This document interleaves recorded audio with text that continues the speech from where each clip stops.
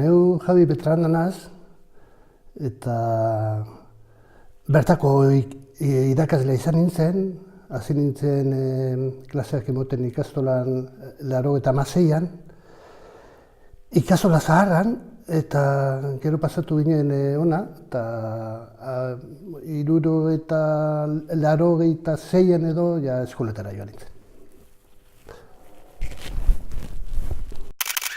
Izar kalean hasi ginen klaseak emoten ikastola zaharra famatu aretan, eta neu goratzen naz egoera, egoera bentsat euskal kulturan zelan egoan denbora hartan, eta gero edifizioa, baldintzan ez egoen, inolako baldintzarik, neu goratzen naz izkiderak estuak, eta jentea gero ikasleak jolastok ere joan zine, jolastok ere izan egon, baizik eta ondoko landa baten egiten duen dana, eta nahiz eta beroa egin edo euria egin, ari biltzen ginen. Batzutan balai egin da gero gora berriro, eta batzuek gorantza joaten ziren bitartean beste bakatu egiten ziren, eta sekulako kakana azte batzutan, ez?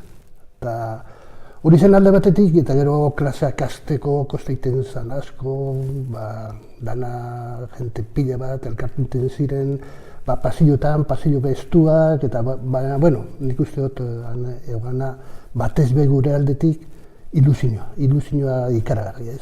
Batez ere euskera aurrera erateko, eta euskal kultura baita ere, eta gero ikusiri gurasoen ilusioa be naiz eta baldintzatarrak izan, bat egiten ginen, aurrera gauzak eroateko, ez? Gure etxako oso importantea za, metodologia barria sartzen, eta elkarraz egoten dira batzutan Kataluniako metodologia gaz, eta hori izan zen apurtxu bete planteamendu orokorra, ikastola zaharrekoa. Gero hona etorri ginean guretzako hau izan zen paradisua, ez.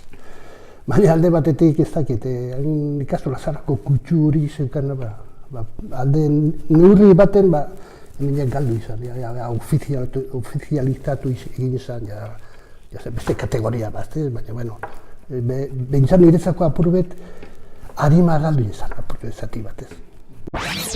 Gauzak asko sobeto dauz, baina landa guztiz ez gara fidatu behar, eta